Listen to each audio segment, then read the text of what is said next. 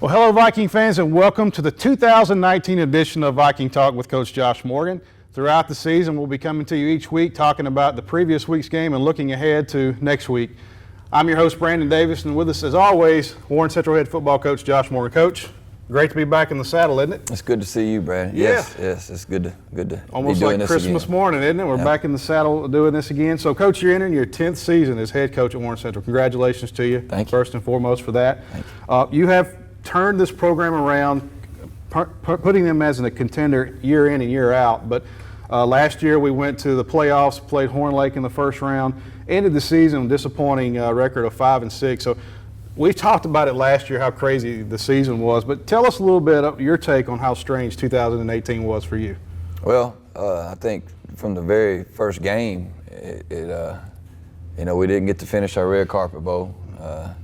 Us and Oxford were playing, and just didn't get to finish that off. And in the lead, felt good about that game, and then that not being able to truly outright win that trophy, Right.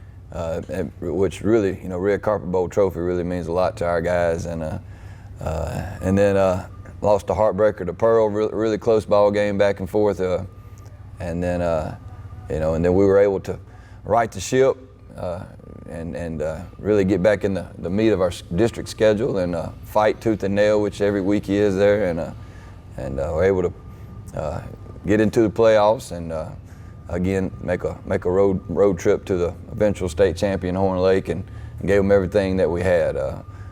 So it was an up and down year. Enjoyed the ride and enjoyed our boys, and we made the most of it, and really going to miss those guys. So from our standard, though, Coach, a 5-6 record is kind of a disappointment of what we're used to around here. How do you deal with that? You've averaged 7-8 wins a year, maybe 9 in certain years, and then you go back to 5. How do you deal with that as a coach? Well, each year is different. We do have a standard, and that standard's not going to change. And but at the same time, at the end of it all, and when you look back on it, and you did, and you prepared, and you worked, and you got the most out of your guys you could get. Sometimes that's just where it falls, and so we have no regrets, and excited about an upcoming year. We talked about working, Coach. There's really no mistaking it that high school football has transformed into a year-round activity. So talk about the program, off-season program you have here at Warren Central. Well, it doesn't. We see our guys every month, every week. And that's just the way high school has gone. It's just like a college. And the off season is when you build your physical attributes of your kid. You're trying to get them bigger and stronger and faster, and you're also building your culture. If you're building your culture and you're trying to establish expectations and how you want to carry yourself during the season, it's not going to work out well for you. So it's trying to establish who we are, our identity, really coming together as a team, and that's why that off season is so important. Felt like we had a great off season. The kids worked really hard, lifting and again taking advantage of our weight room and really being all in the weight room. And I thought we had a really good, productive spring, and we've had a great off season. Kids getting up here this summer and really getting after it. So we've done all the things the right way, and very pleased where we sit right now. And our kids have done a phenomenal job of being accountable and really working toward a goal and a dream. You talk about that spring game, Coach. That might have been the most tuned in I've seen a team in a long time. They look like they were in mid-season form. So yeah. Looking ahead to this 2019 squad, on the offensive side of the ball, who are some of the guys we should expect to hear each Friday night? Well, we have 3 starters coming back on offense, and we have 1 on defense. And we're gonna have a lot of young guys. We're gonna have a lot of inexperienced guys, but we like our talent, and it's just the fact of early on, they're going to see things, and they're going to.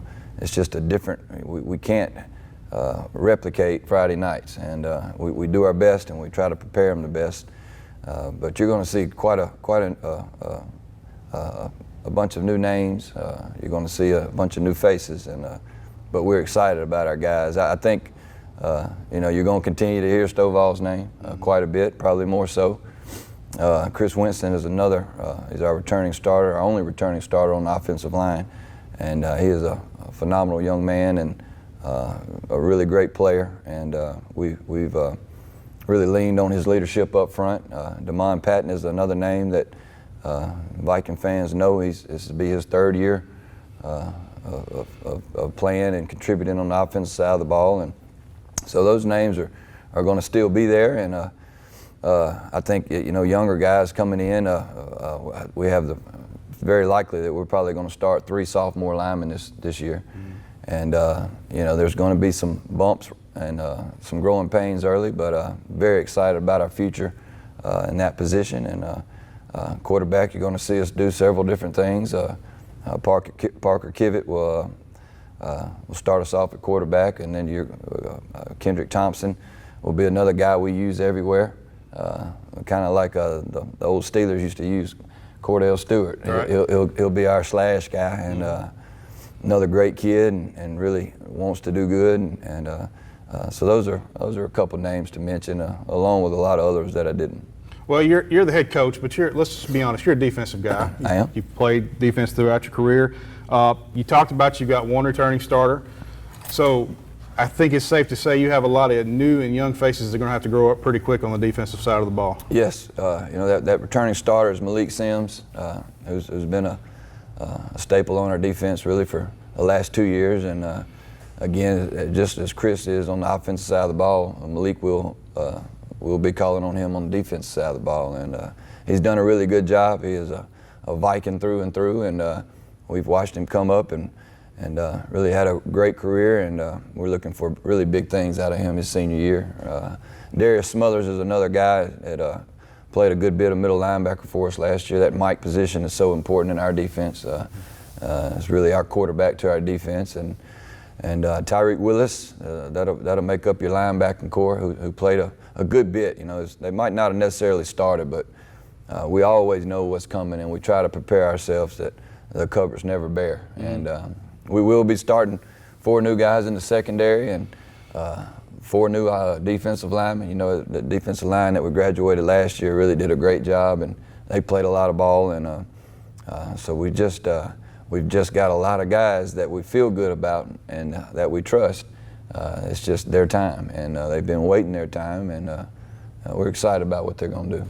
So, Coach, last week you chose not to play a scrimmage game against another opponent, but you did do an inter-squad scrimmage. What was the reason behind not having a scrimmage against another opponent, and did you learn what you hoped that you would learn from the inter-squad? Yeah, we tried to mimic game-like atmosphere from everything from the managers getting everything situated to us as the way technology is. You have replay on the sideline and your headsets and getting all that in, the guys going through pregame and full special teams, and again, trying to fix mistakes before they happen, trying to be proactive in how we approach our game, and not playing the jamboree. We had several different things, and kind of go into that decision. Scheduling was one of them, but another thing was I felt like it gave us more time to work on us, and it also gave us more time to work on our red carpet bowl opponent. Well, Coach, whoever developed your schedule did you no favors. I think it's pretty safe to say North 6A changed. There's some changes there in our division. We'll talk about that in a second. But your non-division schedule, you play your crosstown arch rival, and then you have 3 opponents that are currently sitting in the top 10 of the state: Holmes County Central, Pearl, and Brandon. Discuss the advantage of playing a very difficult non-division schedule. Well, it's rough. There's no doubt. But at the same time, our kids enjoy playing in that. We enjoy coaching in those games. We want to be tested. We want to be challenged. We want challenges. We want to see our guys. We're trying to play the best folks out there, and not only can we gauge ourselves, but we also prepare our guys for our ultimate goal. And we want to make sure we're doing that. We're not playing for records, and we're not playing for things of that nature to give us any kind of false hope. We want to know what we are going into district, and I think this will allow it, and it also be a lot of fun playing those top rated teams, and see if we can't catch some of them. Well, you're going to need that tune-up, Coach, because you lose Provine, you lose Northwest Rankin in division, but you gain Germantown and Powerhouse South Panola. So no favors done for you. So knowing that and preparing the team, there's going to be probably one or two very good teams that doesn't make the playoffs out of this division. There will be. We know that. But again, we know what we're up against. We understand it.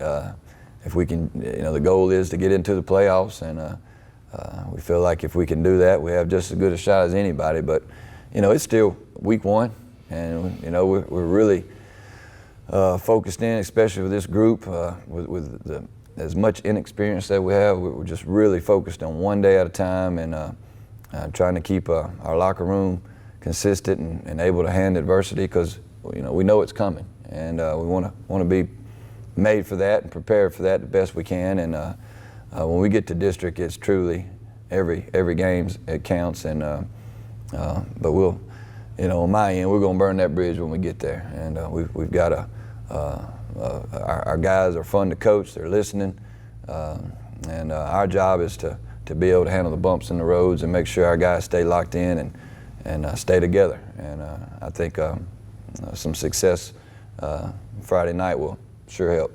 Yes, you're absolutely right. We can burn that bridge on playoffs when we get there. And the way the year's gone in the past, it'll be here before we know it. But before we get there, we got to focus on Holmes County Central. Opening opponent for the Red Carpet Bowl this week. What should we expect from the Jaguars? Well, they have a very good football team. We've always had a lot of good talent since they consolidated that district there, where they've gotten Lexington and Durant and those kids coming over to an already talented school. It is just becoming very quickly a great gathering of talent, and you can see it on tape. You can, watch the athletes, and they're big, they're physical, they're fast. So this will be a very big challenge for us.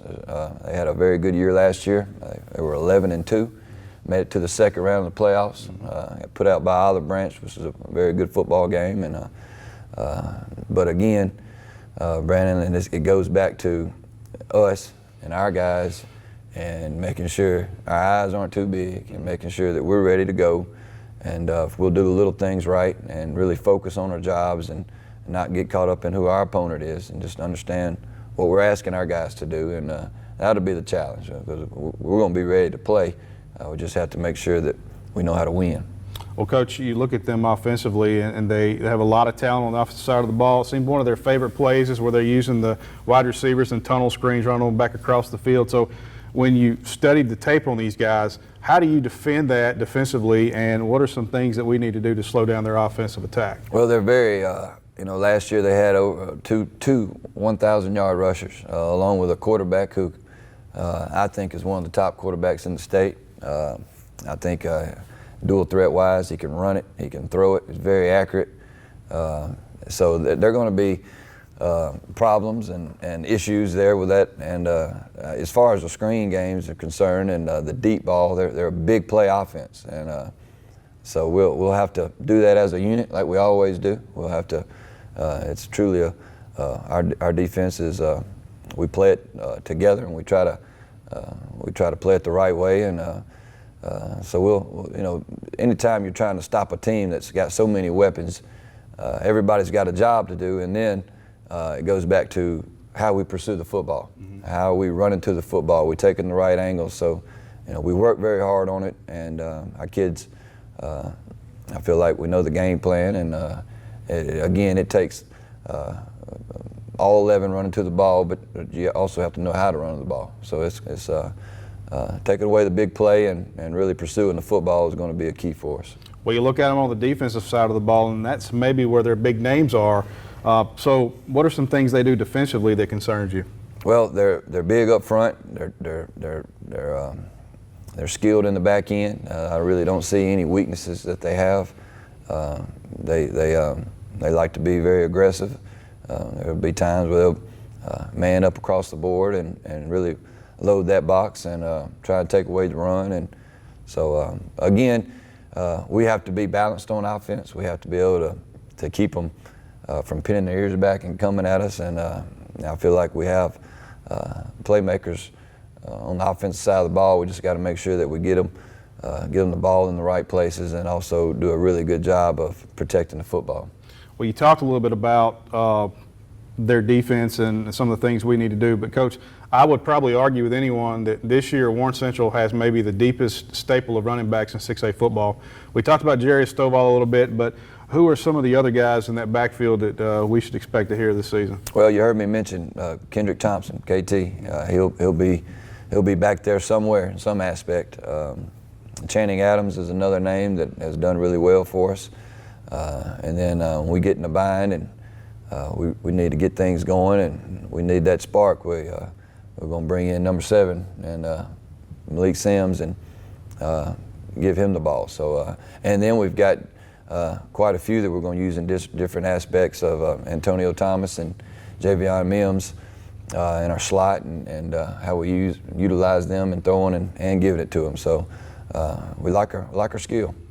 Well, this is Viking Talk. We're visiting with Coach Josh Morgan. Coach, you kind of alluded to it already with our quarterback situation. You're going to start Parker Kivett, but do you expect this to be a by committee quarterback competition, or has he planted himself as a starting quarterback? Well, we've got a plan A, a plan B, and a plan C, and we're preparing our guys and preparing them and working them and continue to coaching them. We'll continue to coach them the rest of the year. It's not a here the season is, and it's going to be a work. It's going to be a work in progress. It's it's just going to be what we're doing as a staff is we want to be as prepared as much as we can, and we have several different things we can do there and several different options, and we'll be willing to do whatever it takes. Well, the Red Carpet Bowl this year is here at Viking Stadium, which means we play the late game. Yeah. 8 o'clock kickoff start is what's projected for tomorrow night. But when you play that late game, it gets you out of your routine. How do you handle keeping the team focused and prepared? Because I think we're doing pregame meal around 3:30, so you've got a wide window that you've got to keep these guys under wraps. How do you plan for that as a coaching staff? Well, most people don't think about that, but you're right. It's I can remember in college playing the old ESPN2 games, which started at 8 o'clock at night, and sitting in the hotel room for all day. And it's just, you wake up and you're ready to go, and you have to wait, and you have to wait, and you have to wait, and by the time the game gets there, you're mentally, you're just about exhausted. So we're going to do everything we can to keep our guys kind of tampered down, so to speak. We have a 60% day too, so right. We're gonna get them earlier than we normally would get them. So we're gonna try to do our best to manage that situation, and there'll be it's always the case in the Red Carpet Bowl. They'll be trying to peek out the window and watch the game, and they want to sneak a peek, and so we're gonna try to keep the reins on them as long as we can, and keep them locked in and focused, and they'll do a good job with it. Well, I'm calling both games for the Vicksburg and the Warren Central. I'll try not to be very loud for the Vicksburg game, so no one's coming out looking at what's going on. But obviously, all the wins are important. Red Carpet Bowl, what does it mean to you in the program? Well, first of all, the Red Carpet Bowl is it's just a staple in our community, and it's well put on, and the community really supports it well and comes out and watches both their teams on the same field, and it's a unique deal, and a lot of people over the state have tried to duplicate it and start something like it similar, and most of them not able to last. And this is a really unique deal, and our kids love it, and our community loves it, and you get to play for a trophy the first game right out the gate, and it'll be one of the biggest crowds for the year, and then you got a really good opponent coming in, and so it ought to be nothing but good across the board. And it's a first game, and we're ready to see somebody else. I can tell you that. Well, last but not least, Coach, the question we always ask, what are going to be some of the keys helping us beat this very talented Holmes County Central team? Well, we're going to have to do several things. Number one is have to be great in our special teams. I feel like, again, that's another deal where, a lot of people overlook it.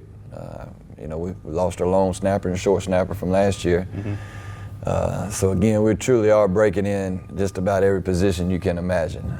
So I think, being special in special teams and taking care of the football and trying to find an edge against two really evenly matched teams, trying to find an edge through special teams will be big for us. I think, especially early on in the year, I think mistakes, penalties and turnovers will truly tell the tale after it's all said and done, and who makes the least amount of mistakes and who takes care of the ball the best. And then after that, it's just going to really turn into blocking and tackling and just good old football. And I know defensively, I feel like we have a really good chance if we can eliminate the big play, if we can take that big play away and really make them earn and work for everything that they get.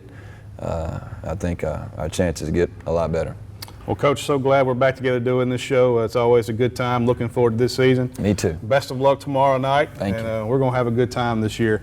Well, folks, thank you so much for your continued support of this program. Whether you're watching us here in Viking Stadium or you're watching us via live stream, we thank you. I know on behalf of Coach Morgan, it means a lot when we have community involvement. It's great for these kids, and we're so blessed to have the following we have here at Warren Central. So Thank you for that. Next Friday night, we'll be on the road at Ray Rogers Stadium taking on a very talented Pearl Pirate team. That's just good old-fashioned football when we play that bunch, isn't it? That's right. Every game is down to the last minute, and Coach Perry's going to have another good squad, so it's going to be a great game. But thank you again for joining us this week. For Josh Morgan, I'm Brandon Davis. We'll see you next week, but until then, rise up, Vikings.